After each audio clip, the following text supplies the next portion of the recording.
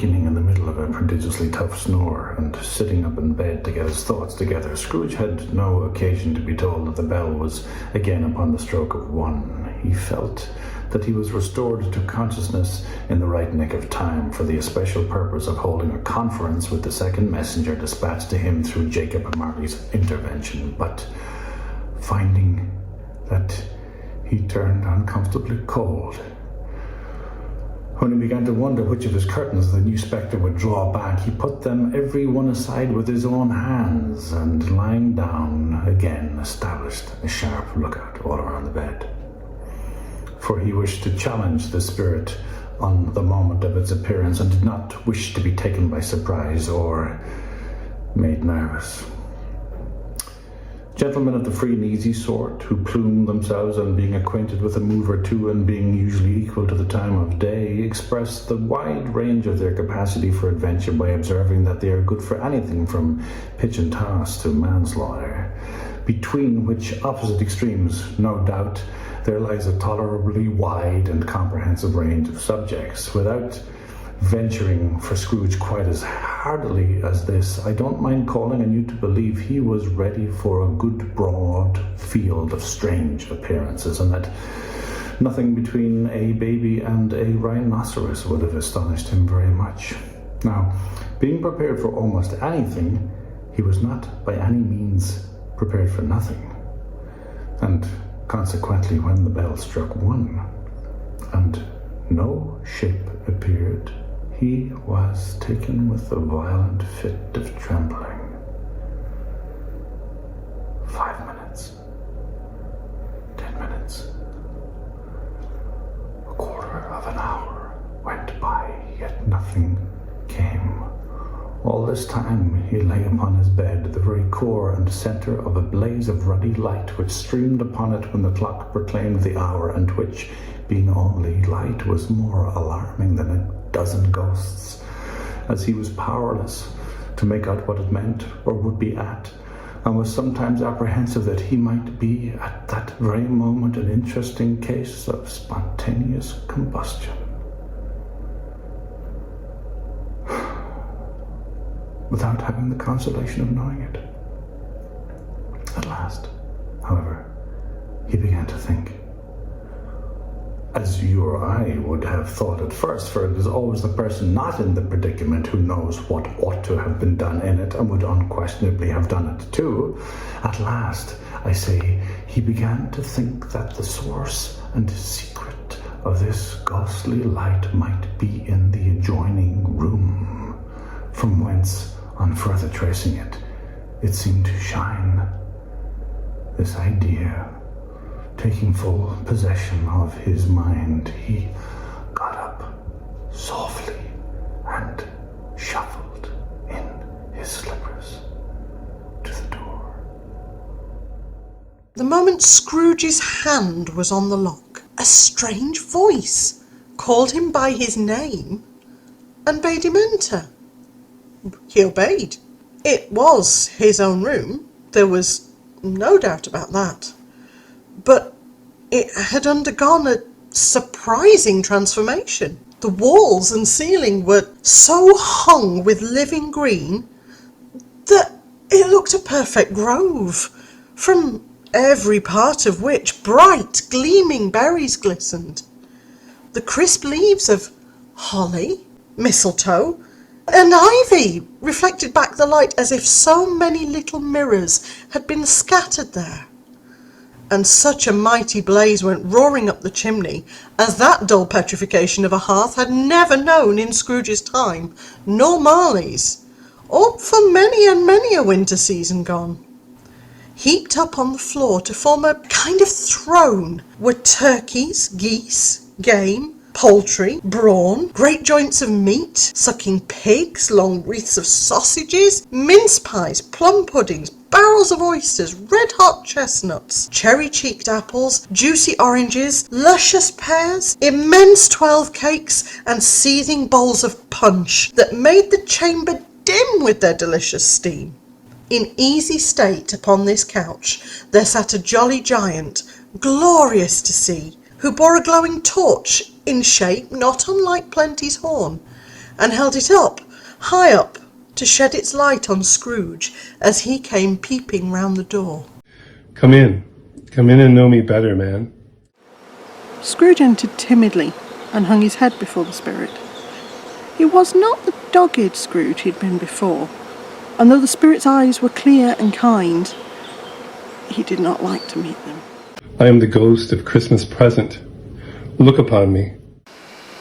Scrooge reverently did so. It was clothed in one simple green robe or mantle, bordered with white fur. This garment hung so loosely on the figure that its capacious breast was bare, as if disdaining to be warded or concealed by any artifice. Its feet, observable beneath the ample folds of the garment, were also bare, and on its head it wore no other covering than a holly wreath, set here and there with shining icicles. Its dark brown curls were long and free as its genial face, its sparkling eye, its open hand, its cheery voice, its unconstrained demeanour, and its joyful air. Girded round its middle was an antique scabbard, but no sword was in it, and the ancient sheath was eaten up with rust. "You have never seen the like of me before," exclaimed the spirit. "Never," Scrooge made answer to it. "Have never walked forth with the younger members of my family? Meaning, for I am very young, my elder brothers born in these later years," pursued the phantom. "I don't think I have," said Scrooge. "I'm afraid I have not. Have you many brothers, spirit?" "More than 1,800, said the ghost. "A tremendous family to provide for," muttered Scrooge. The ghost of Christmas present rose. "Spirit," said Scrooge submissively, "conduct me where you will. I went forth last night on compulsion, and I learnt a lesson which is working now. Tonight, if you have aught to teach me, let me profit by it." "Touch my robe." Scrooge did as he was told and held it fast. Holly, mistletoe, red berries, ivy, turkeys, geese, game, poultry, brawn, meat, pigs, sausages, oysters, pies, puddings, fruit, and punch all vanished instantly. So did the room, the fire, the ruddy glow, the hour of night, and they stood in the city seats on Christmas morning, where, for the weather was severe, the people made a rough but brisk and not unpleasant kind of music, in scraping the snow from the pavement in front of their dwellings and from the tops of their houses, whence it was mad delight to the boys to see it come plumping down on the road below and splitting into artificial little snowstorms. The house fronts looked black enough, and the windows blacker, contrasting with the smooth white sheet of snow upon the furrows that crossed and recrossed each other hundreds of times, where the giant streets branched off and made intricate channels hard to trace in the thick yellow mud and icy water. The sky was gloomy, and the shortest streets were choked up with a dingy mist, half thawed, half frozen, whose heavier particles descended into a shower of sooty atoms, as if all the chimneys in Great Britain had by one consent caught fire and were blazing away to their dear heart's content. There was nothing very cheerful in the climate or the town, and yet there was an air of cheerfulness abroad that the clearest summer air and brightest summer sun might have endeavoured to diffuse in vain. For the people who were shoveling away on the housetops were jovial and full of glee, calling out to one another from the parapets, and now and then exchanging a facetious snowball, better-natured missile far than many a wordy jest, laughing heartily if it went right, or not less heartily if it went wrong. The poulterers' shops were still half open, and the fruiterers were radiant in their glory. They were great, round, pot-bellied baskets of chestnuts, shaped like the waistcoats of jolly old gentlemen, lolling at the doors and tumbling out into the street in their epileptic opulence. There were ruddy, brown-faced, broad-girthed Spanish onions shining in the fatness of their growth like Spanish friars and winking from their shelves. In wanton slyness at the girls as they went by and glanced demurely at the hung-up mistletoe. There were pears and apples clustered high in the blooming pyramids. There were bunches of grapes made in the shopkeepers' benevolence to dangle from conspicuous hooks that people's mouths might water gratis as they passed. There were piles of filberts, mossy and brown, recalling in their fragrance ancient walks among the woods, and pleasant shufflings ankle-deep through the withered leaves where there were Norfolk biffins, squat and swarthy, setting off the yellow of the oranges and lemons, and in the great compactness of their juicy persons, urgently entreating and beseeching to be carried home in paper bags and eaten after dinner. The very gold and silver fish set forth among these choice fruits in a bowl, though members of a dull and stagnant bloodied race, apparently to know that there was something going on, and to a fish went gasping round and round their little world in slow and passionless excitement.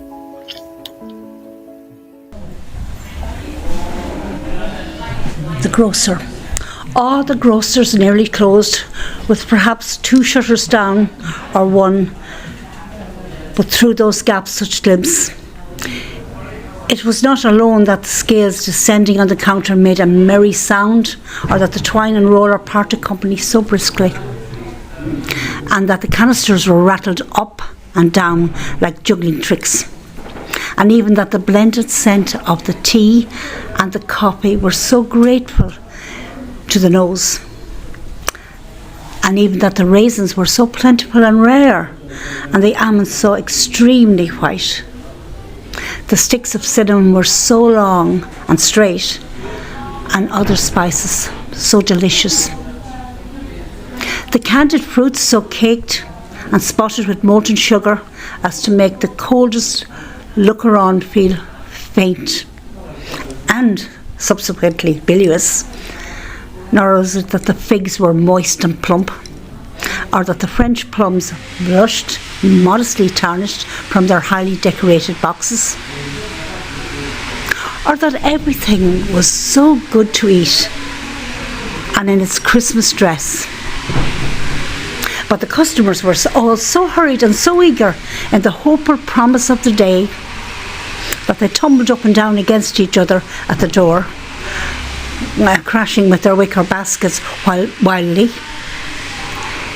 They left their purchases upon the counter, came running back to fetch them, and committed hundreds of the like mistakes in the best humour possible.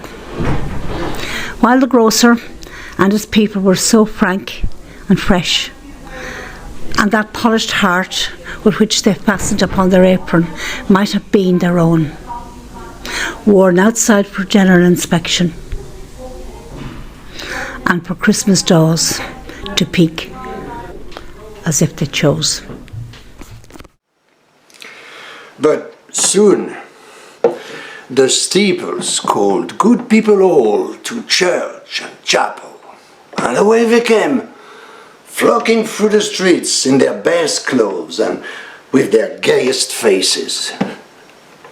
And at the same time emerged from scores of by streets and lanes and nameless turnings innumerable people carrying their dinners to the bakers' shops. The sight of these poor revellers appeared to interest the spirit very much, for he stood with Scrooge beside him in the baker's doorway and, taking off the covers as their bearers passed, sprinkled incense on their dinners from his torch. Well, it was a very uncommon kind of torch. For once or twice, when there were angry words between some of the dinner carriers who had jostled each other, he shed a few drops of water on them from it, and their good humour was restored directly. For they said it was a shame to quarrel upon Christmas Day, and so it was. God love it, so it was.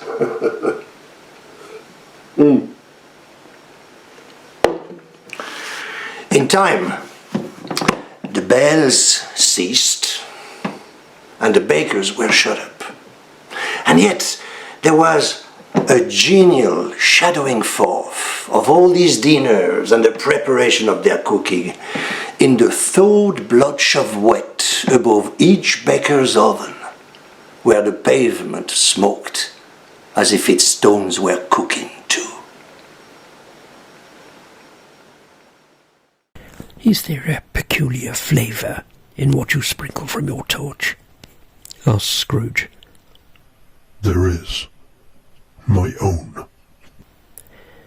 Would it apply to any kind of dinner on this day? Asked Scrooge. To any kindly given. To a poor one most. Why to a poor one most? Asked Scrooge. Because it needs it most. Spirit, said Scrooge, after a moment's thought. I wonder you, of all the beings in the many worlds about us, should desire to cramp these people's opportunities of innocent enjoyment. I? Cried the spirit.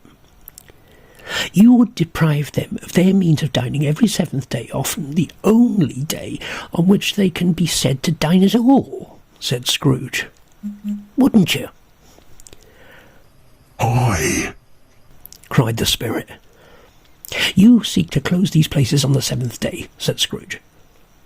And it comes to the same thing. I seek, exclaimed the spirit. Forgive me if I am wrong. It has been done in your name, or at least that of your family, said Scrooge.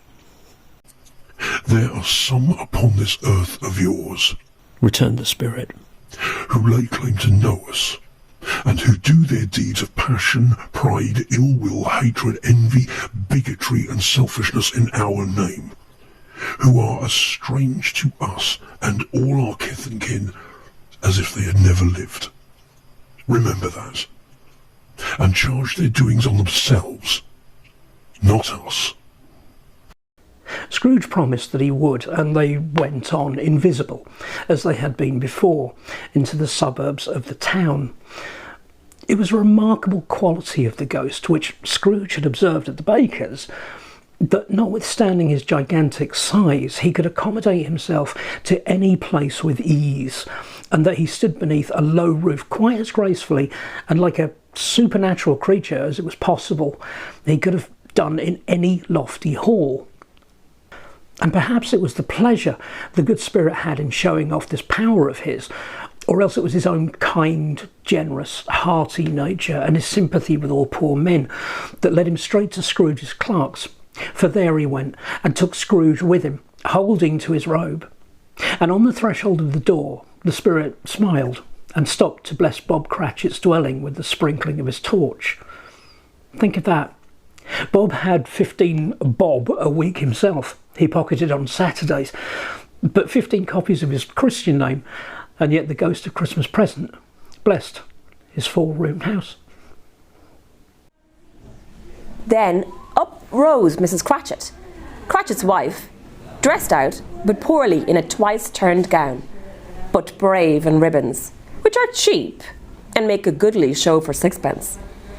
And she laid the cloth, assisted by Belinda Cratchit, second of her daughters, also brave in ribbons, while Master Peter Cratchit plunged a fork into the saucepan of potatoes, and getting the corners of his monstrous shirt collar, Bob's private property, conferred upon his son and heir in honour of the day, into his mouth, rejoiced to find himself so gallantly attired, and yearned to show his linen in the fashionable parks. And now 2 smaller Cratchits, boy and girl, came tearing in, screaming that outside the baker's they had smelt the goose and known it for their own. And basking in luxurious thoughts of sage and onion, these young Cratchits danced around the table and exalted Master Peter Cratchit to the skies, while he, not proud, although his colours nearly choked him, blew the fire until the slow potatoes bubbling up knocked loudly at the saucepan lid to be let out and peeled. "What has ever got your precious father then?" said Mrs. Cratchit. "And your brother, Tiny Tim? And Martha weren't as late last Christmas by half an hour." "Here's Martha, mother," said a girl, appearing as she spoke. "Here's Martha, mother," cried the 2 young Cratchits. "Hooray! There's such a goose, Martha." "Why, bless your heart alive, my dear, how late you are," said Mrs. Cratchit, kissing her a dozen times and taking off her shawl and bonnet for her with official zeal. "We'd a deal of work to finish up last night," replied the girl, "and had to clear away this morning, mother." "Well, never mind so long as you are," said Mrs. Cratchit.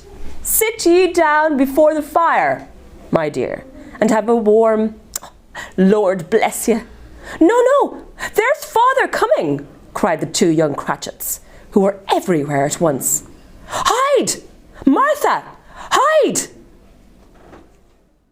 So Martha hid herself, and in came little Bob, the father, with at least 3 feet of comforter exclusive of the fringe hanging down before him, and his threadbare clothes darned up and brushed to look seasonable, and Tiny Tim upon his shoulder. Alas for Tiny Tim, he bore a little crutch and had his limbs supported by an iron frame. "Why, where's our Martha?" cried Bob Cratchit, looking round. "Not coming?" said Mrs. Cratchit. "Not coming?" said Bob, with a sudden declension in his high spirits, for he had been Tim's blood horse all the way from church, and had come home rampant. "Not coming upon Christmas Day?" Martha didn't like to see him disappointed, if it were only in joke, so she came out prematurely from behind the closet door and ran into his arms, while the 2 young Cratchits hustled Tiny Tim and bore him off into the wash-house that he might hear the pudding singing in the copper. "And how did little Tim behave?" asked Mrs. Cratchit, when she had rallied Bob in his credulity, and Bob had hugged his daughter to his heart's content. "As good as gold, and better. Somehow he gets thoughtful, sitting by himself so much, and thinks the strangest things you ever heard. He told me, coming home, that he hoped that people saw him in the church because he was a cripple, and it might be pleasant to them to remember upon Christmas Day who made lame beggars walk and blind men see." Bob's voice was tremulous when he told them this, and trembled more when he said that Tiny Tim was growing strong and hearty. His active little crutch was heard upon the floor, and back came Tiny Tim before another word was spoken, escorted by his brother and sister to his stool before the fire, and while Bob, turning up his cuffs, as if, poor fellow, they were capable of being made more shabby, compounded some hot mixture in a jug with gin and lemons, and stirred it round and round, and put it on the hob to simmer, Master Peter and the 2 ubiquitous young Cratchits went to fetch the goose, with which they soon returned in high procession. Such a bustle enthused that you might have thought a goose, the rarest of all birds, a feathered phenomenon to which a black swan was a matter of course, and in truth it was something very like it in that house. Miss Cratchit made the gravy, ready beforehand in a little saucepan, hissing hot. Master Peter mashed the potatoes with incredible vigour. Miss Belinda sweetened up the applesauce. Martha dusted the hot plates, and Bob took Tiny Tim beside him in a tiny corner at the table.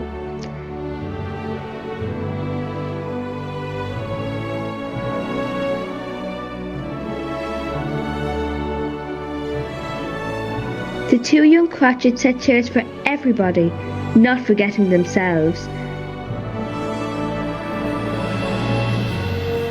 and mounting guard upon the posts, crammed spoons into their mouths, lest they should shriek for goose before their turn came to be helped.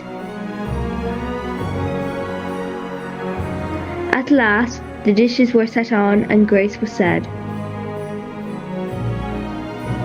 It was succeeded by a breathless pause, as Miss Cratchit, looking slowly along the carving knife, prepared to plunge it into the breast.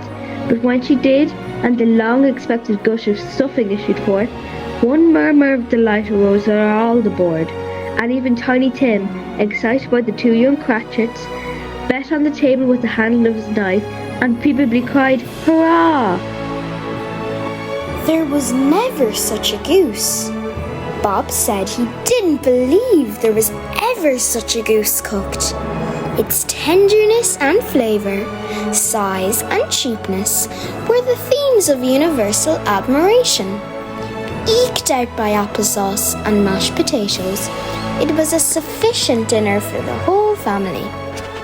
Indeed, as Mrs. Cratchit said with great delight, surveying one small ashen of a bone upon the dish, they hadn't ate it all at last, yet every one had had enough, and the youngest Cratchits in particular were steeped in sage and onion to the eyebrows. But now, the plates being changed by Miss Belinda, Mrs. Cratchit left the room alone, too nervous to bear witness, to take the pudding up and bring it in. Suppose it should not be done enough. Suppose it should break in turning out. Suppose somebody should have got over the wall of the backyard and stolen it, while they were merry with the goose, a supposition of which the two young Cratchits became living. All sorts of horrors were supposed. Hello, a great deal of steam. The pudding was out of the copper, a smell like a washing day. That was the cloth. A smell like an eating house and a pastries cooked next door to each other, while the laundress is next door to that was the pudding. In half a minute, Mrs. Cratchit entered, flushed but smiling proudly, with the pudding, like a speckled cannonball, so hard and firm, blazing in half a quartern of ignited brandy, and bedded with Christmas holly stuck onto the top.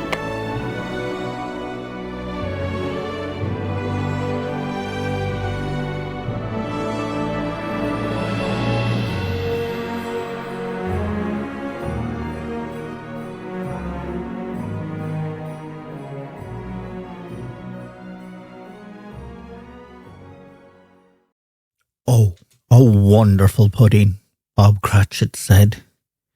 And calmly, too.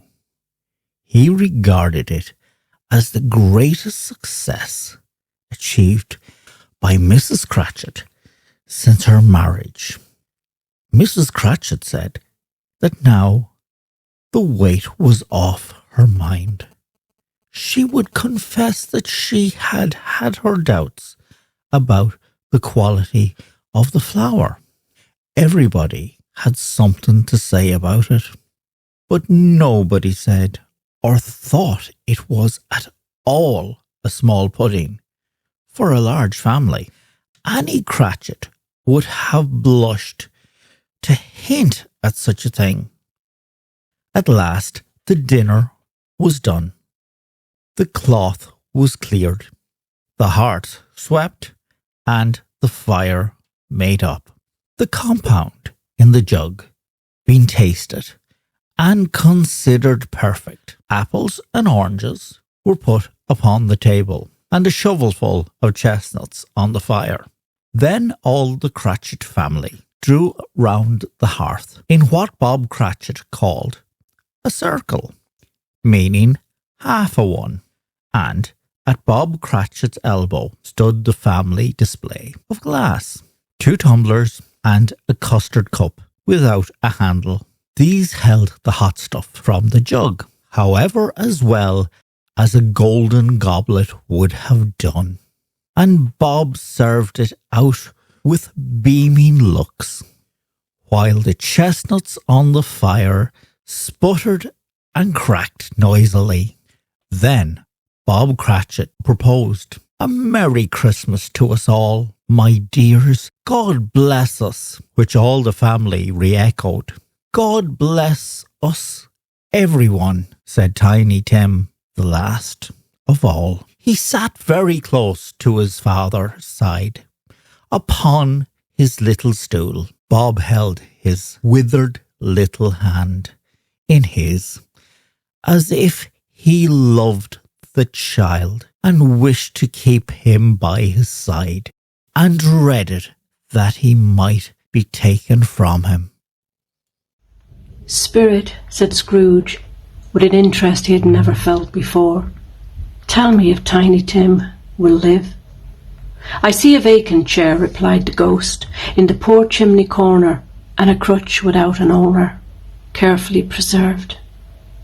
If these shadows remain unaltered by the future, the child will die." "No, no," said Scrooge. "Oh no, kind spirit, say he will be spared. If these shadows remain unaltered by the future, none other of my race," returned the ghost, "will find him here. What then? If he be like to die, he had better do it, and decrease the surplus population." Scrooge hung his head to hear his own words quoted back by the spirit, and was overcome with penitence and grief. "Man," said the ghost, "if man you be in heart, not adamant, forbear that wicked cant until you have discovered what the surplus is, and where it is. Will you decide what men shall live, what men shall die? It may be that, in the sight of heaven, you are more worthless and less fit to live than millions like this poor man's child. O God, to hear the insect on the leaf pronouncing on the too much life among his hungry brothers in the dust." Scrooge bent before the ghost's rebuke, and trembling cast his eyes upon the ground, but he raised them speedily on hearing his own name. "Mr. Scrooge," says Bob. "I'll give you Mr. Scrooge, the founder of the feast." "The founder of the feast, indeed," cried Mrs. Cratchit, reddening. "I wish I had him here. I'd give him a piece of my mind to feast upon, and I hope he'd have a good appetite for it." "My dear," said Bob, "the children, Christmas Day." "It should be Christmas Day, I am sure," she said, "on which one drinks the health of such an odious, stingy, hard, unfeeling man as Mr. Scrooge. You know he is, Robert. Nobody knows it better than you do, poor fellow." "My dear," was Bob's mild answer, "Christmas Day." "I'll drink his health for your sake, and the day's," said Mrs. Cratchit, "not for his. Long life to him, a Merry Christmas, and a Happy New Year. He'll be very merry and very happy, I have no doubt." The children drank the toast after her. It was the first of their proceedings, which had no heartiness in it. Tiny Tim drank it last of all. He didn't care 2 pence for it. Scrooge was the ogre of the family. The mention of his name cast a dark shadow on the party, which was not dispelled for full 5 minutes. After it had passed away, they were 10 times merrier than before, from the mere relief of Scrooge, the baleful being, done with. Bob Cratchit told them how he had a situation in his eye for Master Peter, which would bring on, if obtained, full 5 and 6 pence weekly. 2 young Cratchits laughed tremendously at the idea of Peter being a man of business, and Peter himself looked thoughtfully at the fire from between his collars, as if he were deliberating what particular investments he should favour when he came into receipt of that bewildering income. Martha who was a poor apprentice at a milliner's, then told him what kind of work she had to do, and how many hours she worked at a stretch, and how she meant to lie abed tomorrow morning for a good long rest. Being a holiday, she passed at home. Also how she'd seen a countess and a lord some days before, and how the lord was much about as tall as Peter, at which Peter pulled up his collar so high that you wouldn't have seen his head if you'd been there. All this time the chestnuts and jug went round, and by and by they had a song about a lost child travelling in the snow, from Tiny Tim, who had a plaintive little voice and sang it very well indeed. Nothing of high mark in this. They were not a handsome family. They were not well dressed. Their shoes were far from being waterproof. Their clothes were scanty. And Peter might have known, and very likely did, the inside of a pawnbroker's. But they were happy, grateful, pleased with one another, and contented with the time. And when they faded and looked happier yet in the bright sprinkling of the spirit's torch at parting, Scrooge had his eye upon them, and especially on Tiny Tim, until the last. By this time it was getting dark and snowing pretty heavily, and as Scrooge and the spirit went along the streets, the brightness of the roaring fires and kitchens, parlours, and all sorts of rooms was wonderful. Here, the flickering of the blaze showed preparations for a cosy dinner, with hot plates baking through and through before the fire, and deep red curtains, ready to be drawn to shut out cold and darkness. There all the children of the house were running out into the snow to meet their married sisters, brothers, cousins, uncles, aunts, and be the first to greet them. Here, again, were shadows on the window, blind of guests assembling, and there a group of handsome girls, all hooded and fur-booted, and all chattering at once, tripped lightly off to some near neighbour's house, where, woe upon the single man who saw them enter. Artful witches! Well they knew it, in a glow. But if you judged from the numbers of people on their way to friendly gatherings, you might have thought that no one was at home to give them welcome when they got there, instead of every house expecting company and piling up its fires half chimney high. Blessings on it, how the ghost exulted, how it bared its breadth of breast and opened its capacious palm, and floated on, outpouring with a generous hand its bright and harmless mirth on everything within its reach.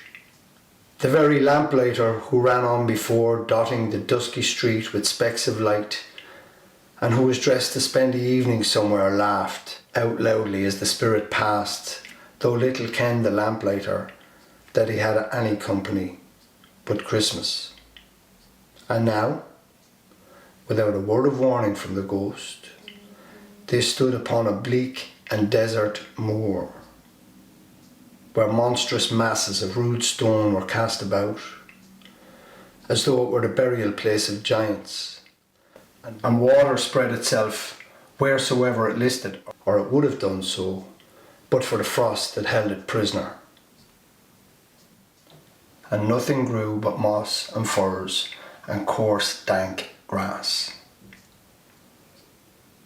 Down in the west, the setting sun had left a streak of fiery red, which glared upon the desolation for a moment like a sullen eye, and frowning lower, lower, lower yet, was lost in the thick gloom of the darkest night. What place is this? The place where miners live, who labour in the bowels of the earth. But they know me, see? A light shone from the window of a hut and swiftly they advanced. Towards it, passing through the wall of mud and stone, they found it cheerful.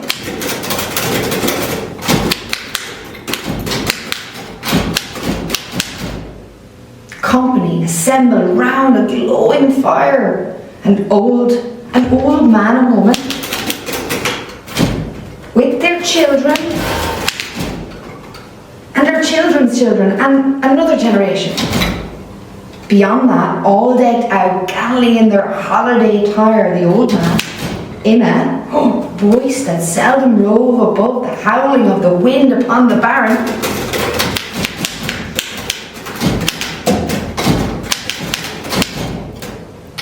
waste with singing them a Christmas song.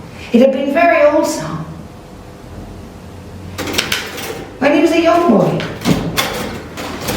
And from time to time they all joined in on the chorus, so surely as they raised their voices the old man got light and loud, and so surely they stopped as vigour sank again.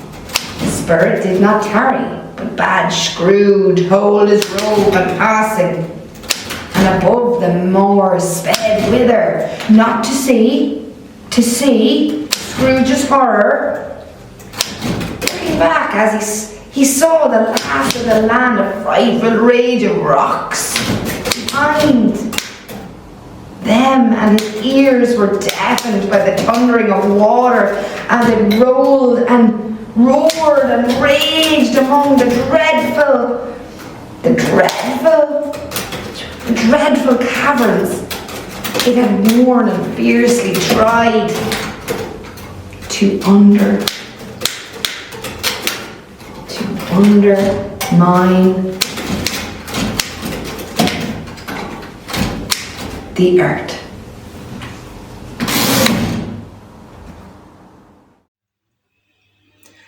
Built upon a dismal reef of sunken rocks, some league or so from shore, on which the waters chafed and dashed the wild year through, there stood a solitary lighthouse.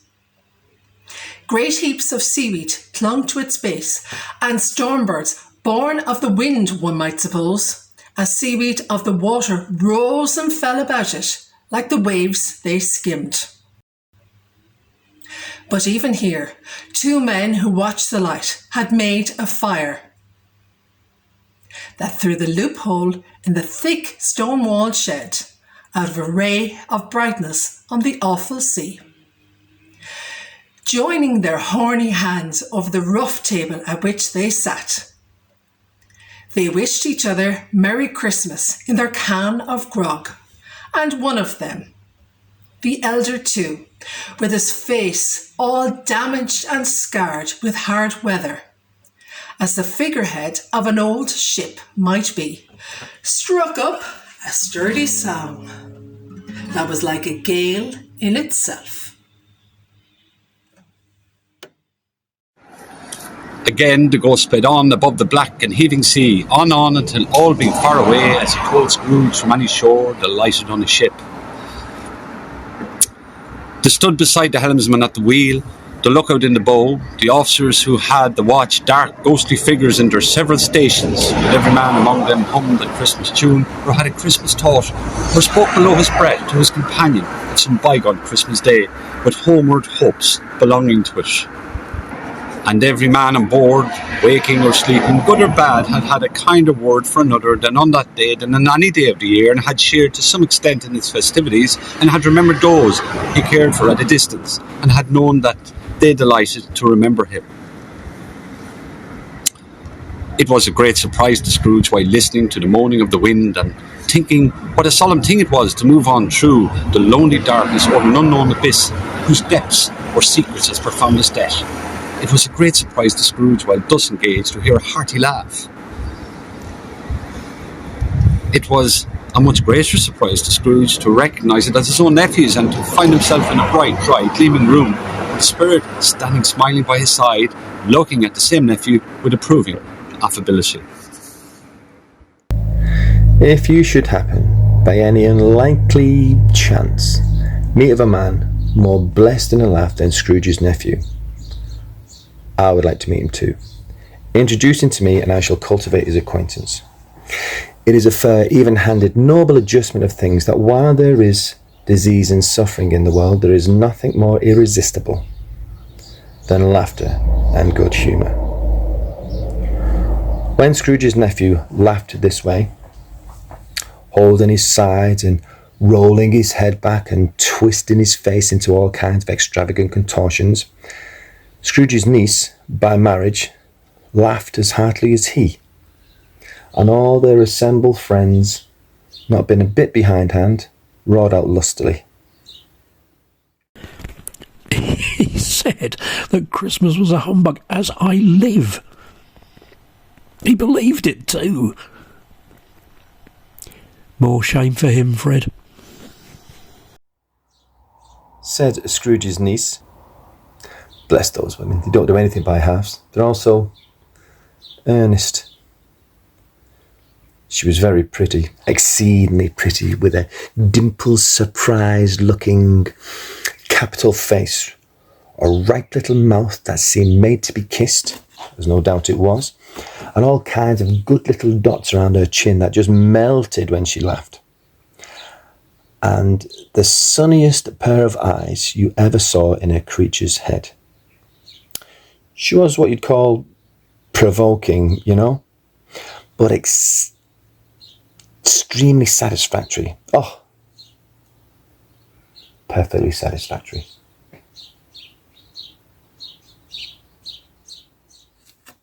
he's a comical old fellow, said Scrooge's nephew. That's the truth. And not so pleasant as he might be. However, his offences carry their own punishment, and I have nothing to say against him. I'm sure he is very rich, Fred, hinted Scrooge's niece. At least you always tell me so. What of that, my dear? Said Scrooge's nephew. His wealth is of no use to him.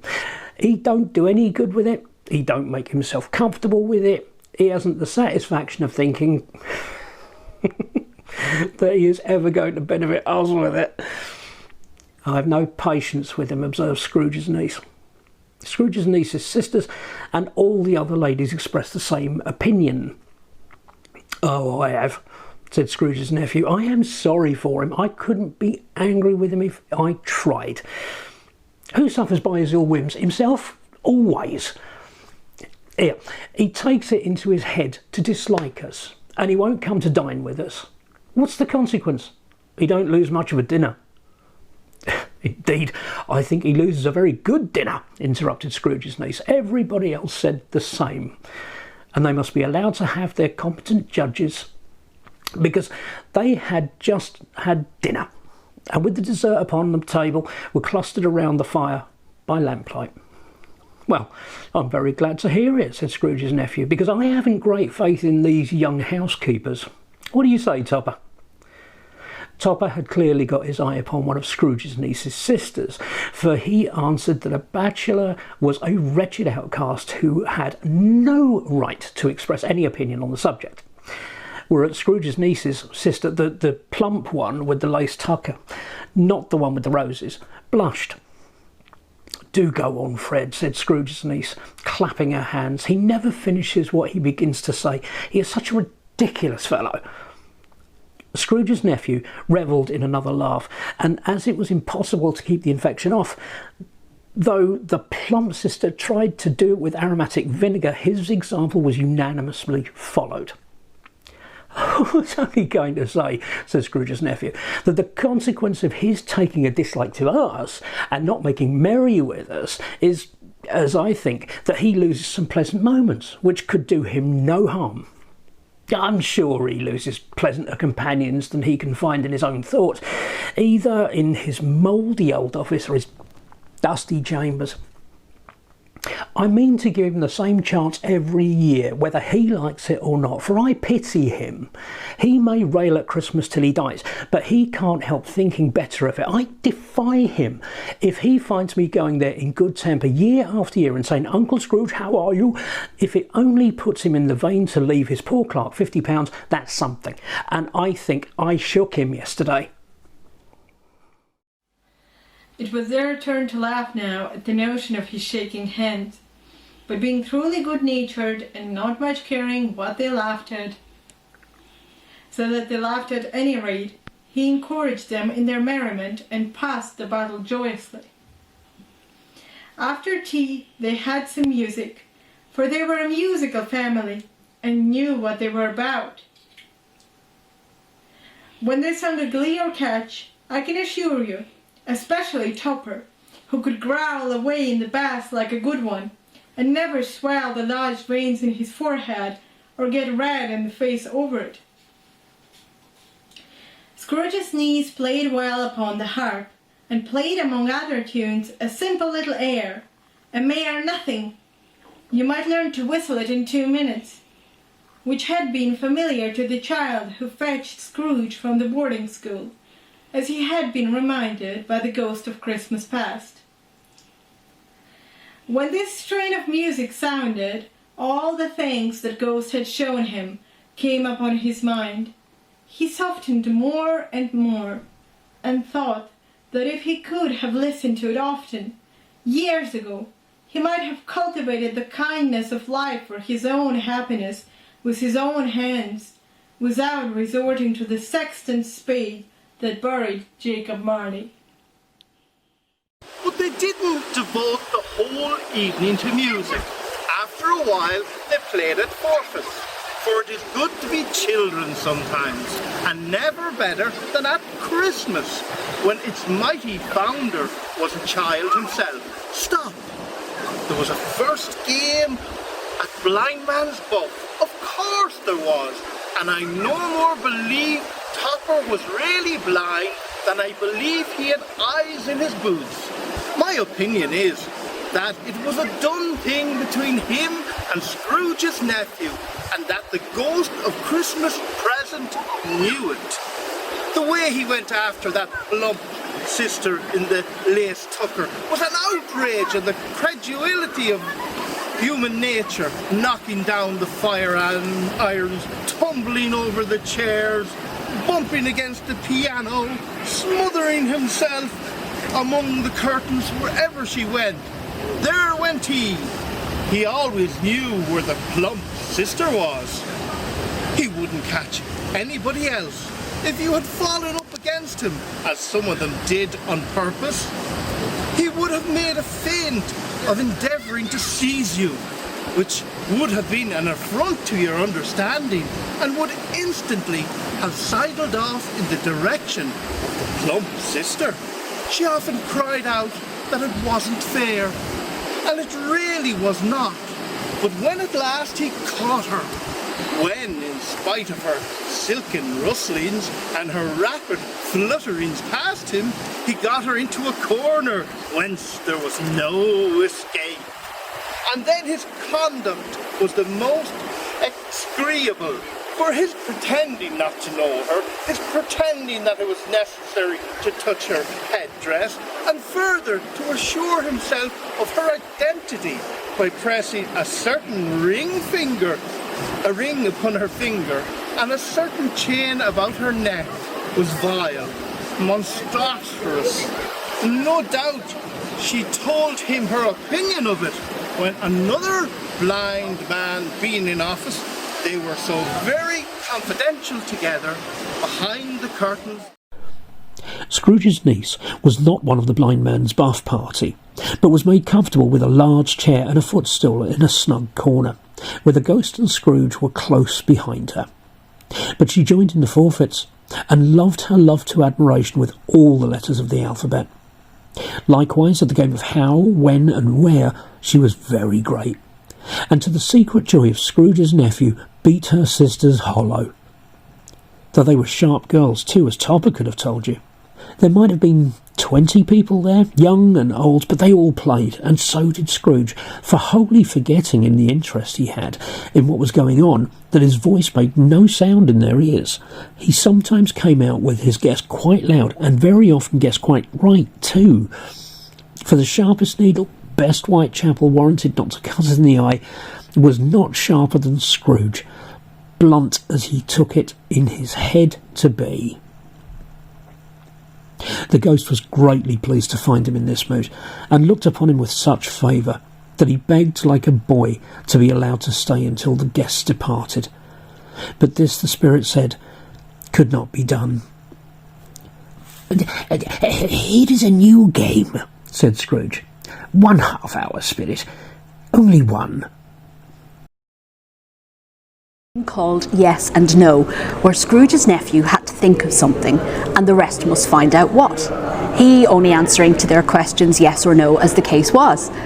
The brisk fire of questioning to which he was exposed elicited from him that he was thinking of an animal, a live animal, rather a disagreeable animal, a savage animal, an animal that growled and grunted sometimes and talked sometimes and lived in London and walked about the streets and wasn't made a show of and wasn't led by anybody and didn't live in a menagerie and was never killed in a market and was not a horse or an ass or a cow or a bull or a tiger or a dog or a pig or a cat or a bear. At every fresh question that was put to him, this nephew burst into a fresh roar of laughter and was so inexplicably tickled that he was obliged to get up off the sofa and stamp. At last, the plump sister, falling into a similar state, cried out, "I have found it out. I know what it is, Fred.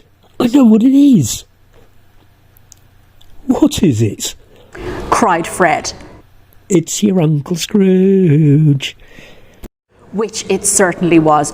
Admiration was the universal sentiment, though some objected that the reply to "Is it a bear?" ought to have been yes, inasmuch as an answer in the negative was sufficient to have diverted their thoughts from Mr. Scrooge, supposing that they had ever had any tendency that way.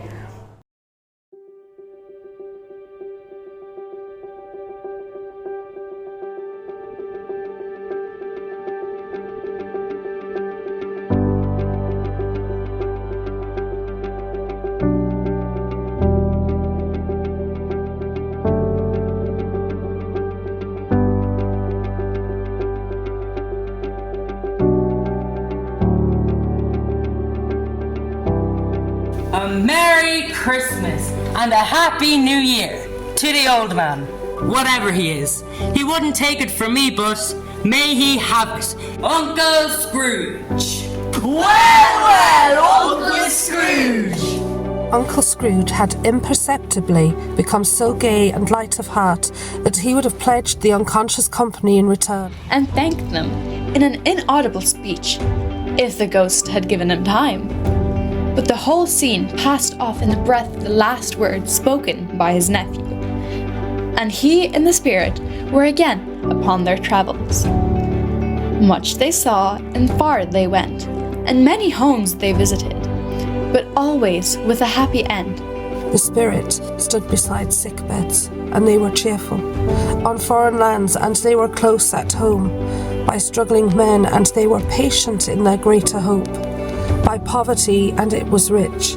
In almshouse, hospital, and jail, in misery's every refuge where vain man in his little brief authority had not made fast the door, and barred the spirit out, he left his blessing, and taught Scrooge his precepts.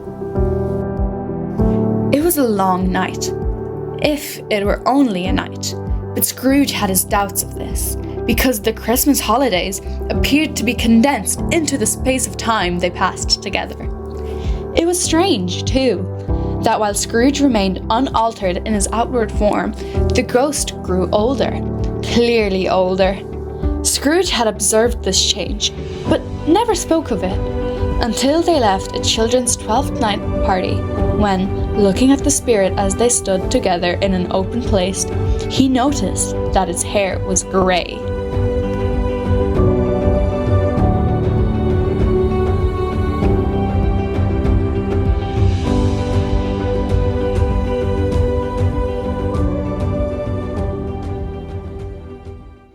"Are spirits' lives so short?" asked Scrooge. "My life upon this globe is very brief," replied the ghost. "It ends tonight." "Tonight?" cried Scrooge. "Tonight at midnight. Hark, the time is drawing near." The chimes were ringing the 3/4 past 11 at that moment. Forgive me if I'm not justified in what I ask, said Scrooge, looking intently at the spirit's robe, but I see something strange and not belonging to yourself protruding from your skirts. Is it a foot or a claw? It might be a claw, for the flesh there is upon it, was the spirit's sorrowful reply. Look here. From the foldings of its robe, it brought 2 children, wretched, abject, frightful, hideous, miserable. They knelt down at its feet and clung upon the outside of its garment. Oh, man, look here, look down here, exclaimed the ghost. They were a boy and a girl, yellow, meagre, ragged, scowling, wolfish, but prostrate too in their humility. Where graceful youth should have filled their features out and touched them with its freshest tints, a stale and shrivelled hand, like that of age, had pinched and twisted them and pulled them into shreds. Where angels might have sat enthroned, devils lurked and glared out menacingly. No change, no degradation, no perversion of humanity in any grade. Through all the mysteries of wonderful creation, has monsters half so horrible and dread. Scrooge started back, appalled, having them shown to him in this way. He tried to say they were fine children, but the words choked themselves rather than be parties to a lie of such enormous magnitude.